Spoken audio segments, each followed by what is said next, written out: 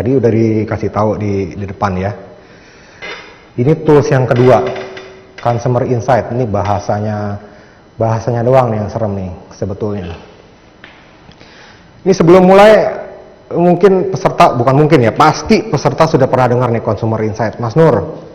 Ya. Ini sebelum mulai ini Consumer Insight, bolehlah kita tanya dulu mana yang sudah Boleh, Mas pernah Nadi. dengar Consumer Insight, boleh nggak? Saya pengen tahu ininya. Pengen tahu definisinya dari peserta. Ayo, aja apa Consumer Insight? Boleh, ada yang mau memberikan responnya apa tentang Consumer Insight, silakan. Untuk para peserta. Ada yang tahu nggak? Kita sharing aja di sini ya. Nggak apa-apa. Nanti Setaunya aja. Setaunya apa? Menurut saya Consumer coba Insight itu saya begini. panggil nih ya. Mbak Lydia Anissa.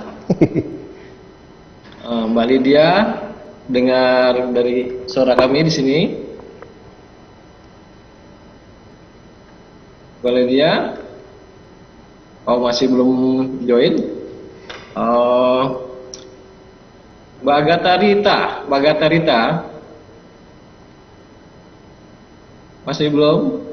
Boleh dari DKP Untar nih, dari Vanessa Feren. Vanessa, boleh Vanessa? Ini mahasiswa biasanya masih fresh, biasanya dosen tuh udah pernah Silakan. ngasih tahu nih Silakan nih. Consumer Insight apa. Ini ada. Silakan, selamat pagi Mbak Vanessa, silakan. Iya, kalau dari yang saya pelajari, Videonya enggak? video. Boleh buka video ya, terima kasih. Iya, sebentar ya Pak. Boleh kami berharap untuk membuka video screen-nya ya.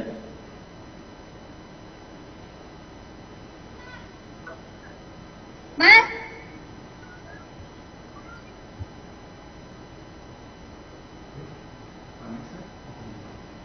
Gimana Mbak Vanessa?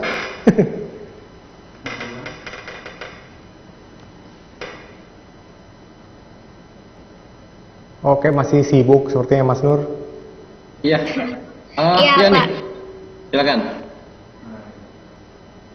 Silakan. jadi itu Mbak. kalau Consumer Insight yang saya pelajarin di kampus, jadi kayak data-data dikumpulin dulu tentang consumer-nya itu seperti apa, dari target marketnya, segmentasinya, lalu akan ada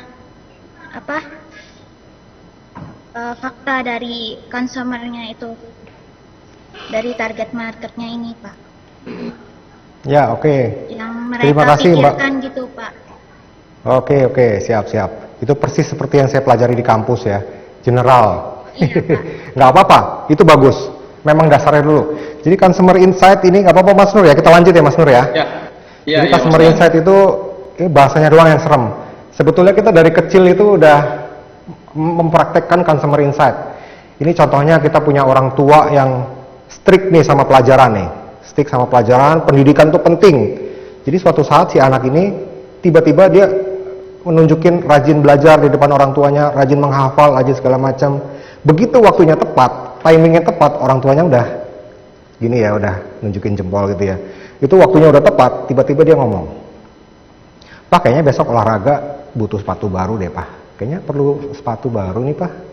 Orang tuanya yang udah ngeliat dia kelihatannya belajarnya bagus, besoknya dibeliin sepatunya. Nah itu contoh Consumer Insight itu. Jadi kita tuh sebetulnya udah setiap hari mempraktekkan itu, cuman kitanya nggak sadar. Jadi yang umum kita tahu nih, Consumer Insight itu pikirkan dan rasakan apalagi yang apa yang orang lain rasakan. Ya, itu kita bisa lihat yang baju merah nih, yang dekat saya. Ini praktisi periklanan ini. Ini yang baju biru, nih target audiensnya nih. Jadi dia sendiri memikirkan apa yang orang lain pikirkan gitu. Tapi ini kurang tepat. Tapi ini tidak tepat. Kok nggak tepat ya? Apa yang tepat dong? Kok kita kan sebagai praktisi periklanan kan harus mikirin apa yang orang lain pikirkan dan rasakan. Kok nggak tepat? Saya kasih ilustrasi aja ya. Jadi insight itu pengaruh biasanya mengendap di alam bawah sadar seseorang dan itu mempengaruhi tingkah lakunya. Ini saya kasih contoh, di sini ada yang berbaju abu-abu ini, manajer talent lah ini kalau di televisi ya. Manajer talent di sini ada dia mau casting presenter, ada yang baju biru, ada yang baju hitam di sini. Setelah melewati beberapa proses casting segala macam dan penilaian, ternyata baju biru disepakati dia itu cocok dengan image perusahaan, dia cocok dengan spesifikasi yang diminta oleh perusahaan. Tapi entah kenapa manajer talent memutuskan baju warna hitam. Dia sendiri juga bingung, apalagi yang lain-lainnya bingung. Ternyata setelah ditarik ke belakang, latar belakangnya si manajer talent itu, dia itu waktu muda, dia suka sekali musik rock. Dia suka sekali waktu mahasiswa tuh suka dananan gotik. Kebetulan nih, ini si calon yang warna hitam, ini dia datang dengan baju warna hitam dan dananannya agak sedikit cuek. Nah, alam bawah sadarnya dia, walaupun dia sekarang sudah lupa, setelah dia melewati karir profesionalnya, dia udah lupa lah segala macam dananan, dia udah kasual, dia udah lupa lah sama ornamen-ornamen gotik. Tapi itu ada di alam bawah sadarnya dia, di masa lalunya dia. Dan secara nggak sadar dia memilih warna hitam. Ya, itu insight-nya dia. Jadi logikanya sebetulnya harusnya biru, tapi kenapa hitam? Nah itu insight, itu yang digali. Nah ini contohnya si baju biru nih yang gampang nih, yang baju biru nih, satu lagi ya. Ada dua makanan nih, dia ternyata waktu kecil, dia tuh pernah tersedak tulang ayam. Tapi dia udah nggak trauma lagi, ya udah biasa aja lah sama ayam lah ya. Tapi kenapa kalau disuguhi bakso sama soto ayam, itu dia pasti pilih bakso. Nah, karena alam bawah sadar dia tuh dia pernah mengalami sesuatu yang tidak mengenakan. Itu insight. Jadi insight itu pikirkan dan rasakan apa yang orang lain rasakan. Kalimatnya belum selesai. Tapi mereka tidak pernah sadar bahwa mereka memikirkan dan merasakan itu. Jadi kita sebagai sebagai praktisi periklanan ya, ataupun orang yang ingin menawarkan produk, kita harus menawarkan sesuatu yang orang lain itu mau, tapi dia tuh sebetulnya nggak sadar kalau dia mau itu. Nah, itu yang namanya insight. Jadi deep down ke bawah, ke dalam alam bawah sadarnya, itu yang harus digali. Itu ya. Gimana caranya? Cara gali insight? Sebenarnya caranya sederhana sekali. Kita itu udah mempraktekkan sehari-hari kalau kita ngobrol sama teman, kita ngobrol sama orang tua atau tukang tambal ban yang kita ajak ngomong itu segala macam, itu sebetulnya mereka tanpa sengaja tuh udah mengeluarkan insight desire-nya mereka. Nah itu yang perlu ditangkap-tangkap. Jadi tadi siapa Mbak Nadia ya Mas Nur ya? Widya ya? Lydia ya tadi ya. Ini yang biasa dikasih di kampus ya. Kita biasanya Mbak Vanessa tadi. Oh Vanessa ya, oke. Ya, jadi Mbak Vanessa tadi ini biasanya dikasih ke kampus. Dan biasanya juga si produsen itu biasanya ngasih gambaran target audiensnya bentuknya begini nih. Karyawan swasta, usia 25 sampai 35, sosial ekonomik statusnya B sampai C. Urban dan modern. Nah, biasanya nih pelaku kreatif, copywriter, art director segala macam umumnya nih, begitu disuguhi data seperti ini, mereka langsung cari ide. Ya. Sebaiknya jangan. Karena kenapa? Ini omongan produsen. Ya, kita nggak bisa dapat sesuatu, kita nggak bisa menggali insight dari data mati. Caranya gimana? Kita personifikasikanlah data kita. Kita ambil, ini biasanya kita udah sebut nih persona ya. Zaman sekarang sebutannya persona. Sebelumnya kita sebut tuh target audience. Nah sekarang persona. Ini satu contoh kita ambil. Ini contoh yang mewakili ya. Jadi di sini ambil contohnya perempuan, tapi sebetulnya nanti dalam praktek itu kita bisa menerapkan ke dalam laki-laki yang kurang lebih dalam target sosial ekonomik status yang sama. Di sini ada Nadine Alisa, kita bikin narasinya. Nadine Alisa dengan latar belakangnya usia 27 tahun, manajer komunikasi di perusahaan fast moving consumer good. Walaupun masih muda, tetapi mapan secara ekonomi. Senang baca buku, menulis, aktif di sosmed. Walau sekarang feminin, tetapi waktu kecilnya tomboy dan banyak teman. Tidak suka komik, game, dan diam-diam penggila campur sari. Oke, ini persona kita sudah dapat nih, kita praktisi periklanan terutama copywriter nih harus tempel ini persona ini nih di dalam meja kerjanya nih. Kalau perlu dibingkai, tempel sana sini, ini persona kita. Kita harus kenalan banget sama persona kita.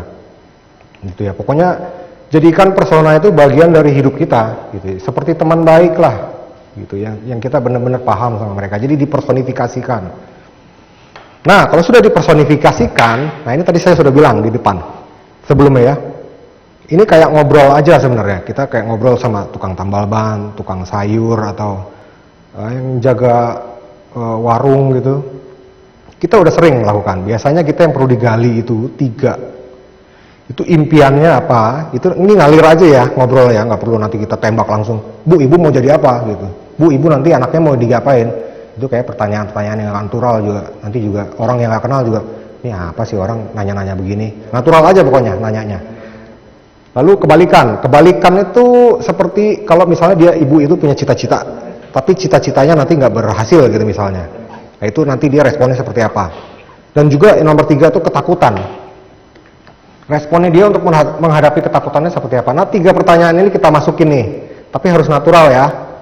Jangan terkesan kayak orang lagi kayak detektif yang lagi bawa note sama cangklong di sini terus. Ibu sukanya apa bu? Ibu kalau punya impian kalau nggak tadi, waduh, nggak dapat jawaban. Ngobrol aja ngalir gitu. Takut ya, takut Ya, ditanya. ini contoh ya. Kita kasih contoh ya. Ya. Ini kebetulan nih beberapa hari yang lalu nih ada istri saya nih ngobrol-ngobrol nih sama tetangga. Ini tetangga nih kebetulan cocok nih sama target audiens nih, nih target audiens ini cocok nih. Makanya saya jadikan contoh di sini. Nih istri saya ganti namanya jadi aku ya. Ini kurang lebih gini percakapannya. Bu, sebentar lagi pemerintah akan bagi-bagi modal usaha untuk rakyat loh. Ibu kalau dapat tuh kira-kira duitnya mau dibuat apa? Ya gitu kan. Nah dia jawab tuh, wah beneran nih. Kalau dapat ya aku mau usaha kuliner. Gitu. Terus kita tanya lagi, nggak usaha pakaian aja bu, lebih awet menyimpannya. Reseller gitu misalnya, nggak perlu pusing mikirin produksi, tinggal jual gitu ya.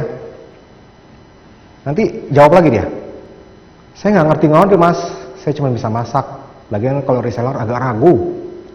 Nah masuk deh kita pertanyaan nih, masuk ya pertanyaan ya. Ragunya gimana bu?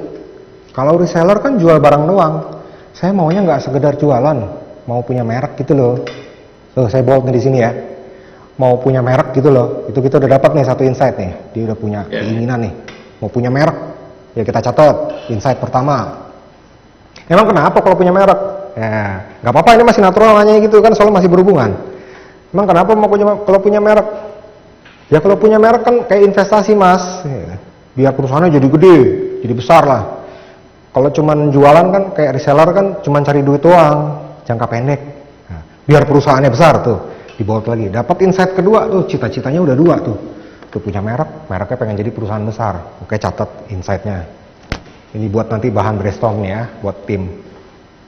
Kalau perusahaannya jadi besar, ibu mau ngapain bu? Punya rumah besar, anak-anak bisa sekolah di luar negeri. Yang penting nanti perusahaannya bisa diwariskan ke anak-anak. Hitung tuh berapa insight lagi tuh. Punya rumah besar, anak-anak bisa sekolah ke luar negeri. Penting perusahaannya nanti, yang penting perusahaannya bisa diwariskan. 3 tuh insightnya udah. Nambah lagi jadi 5 tadi ya, cita-citanya ada 5. Oke, kenapa ke luar negeri bu? Kan ada kampus yang bagus di sini, di dalam negeri. Kalau lulusan luar negeri kan bagus. Lamar kerja di sini pasti langsung dapat. Beda kalau lulusan lokal, saingannya banyak. Nah, insight kekhawatirannya udah dapat nih. Sekali pancing lagi nih, ya enggak? Kalau lulusan lokal, saingannya banyak tuh, kekhawatirannya dia tuh buat anak-anaknya. Nah, kalau usahanya ternyata nggak berhasil, jadi merek besar gimana bu? Nah, tanya lagi, gimana kalau nggak berhasil? Kalau gagal ya nyari kerja kantoran aja. Oh, berarti dia kalau untuk menanggulangi kegagalannya dia ya udahlah, saya mau yang aman-aman aja dulu lah gitu. Ya pokoknya jangan yang beresiko dulu, saya mau yang aman-aman. Dapat lagi insight-nya. Oke, kenapa kerja kantoran? Nggak coba usaha lain? Ya buat tenangin diri dulu aja, sambil nyari ide usaha baru. Ini khusus yang terakhir, yang kalimat yang di bold terakhir, ya udah buat tenangin diri dulu. Ini pertanyaannya yang udah nggak bisa ditanya lagi. Jadi kayak biar bahagia, biar diridhoi Allah, buat hidup tenang, hidup bahagia, itu biasanya pertanyaan yang udahlah kita nggak usah tanya lagi. Udah mentok sampai di situ. Ya udah kalau gitu ya udah tinggal ngobrol-ngobrol yang lainnya sampai say bye-bye deh. Gitu kira-kira ya. Jadi gitu caranya, white test. Ngobrol-ngobrol dulu. Nah, ini penting nih. Jadi kalau misalnya kita diberikan tugas oleh perusahaan nih, lu iklanin nih produk gue. Kenalan dulu, jangan buru-buru cari ide, kenalan aja dulu. Cari target market di depan kampus kayak gitu, ada warung kopi. Wah, ini ada target nih, kira-kira ajak ngobrol aja. Tapi jangan langsung tembak ya, kabur dia. Gitu. Kurang lebihnya gini ya. Oke, sekarang kita ini gambaran nih untuk lebih memperdalam pemahaman tentang consumer insight nih ya. Kita bikin sedikit tantangan buat si target audience kita tadi, si Nadine tadi. Ini objektifnya nih, siapa yang bisa membuat Nadine menghabiskan waktu untuknya? Siapa nih yang paling lama nih? Ini ada 3 cowok di sini nih, ada Irvin nih, kelihatan nih Crazy Rich Surabaya kayak potongannya nih ya. Yang kedua ini ada Sapta yang sedikit ceria tapi nggak bego-bego amat tampangnya ya. Lalu ada Alaihan di bawah sini yang dia kasual aja tapi ya kelihatan lah tuh dia cukup teliti sama hidupnya tuh, kelihatan dia pakai masker ya, berarti dia kelihatan teliti ya hidupnya ya. Ini 3-tiganya udah pelajarin nih si Nadine nih. Oke, si Irvin nih datang ke Nadine, ngajak dia fine dining. Wow, dengan status Crazy Rich Surabaya dia bisa sewa restoran fine dining di mana aja ya, termasuk di atas awan mungkin. Bisa. Nadine itu ternyata setelah jalan sama Irvin itu habis 2 jam. Lumayan loh 2 jam fine dining. Biasanya kita sejam, 1,5 jam. Ini 2 jam juga belum termasuk diantar pulang ya. Jadi 2 jam khusus makan doang nih. 2 jam. Nih si Irvin berhasil ngambil 2 jam nih. Dia ngambil insight-nya si Nadine ini manajer nih di perusahaan fast consumer nih. Berarti dia gaya hidupnya tinggi. Jadi Irvin masuk dari situ. Dari insight-nya situ. Lain lagi sama Sapta. Coba kita balik dulu ya.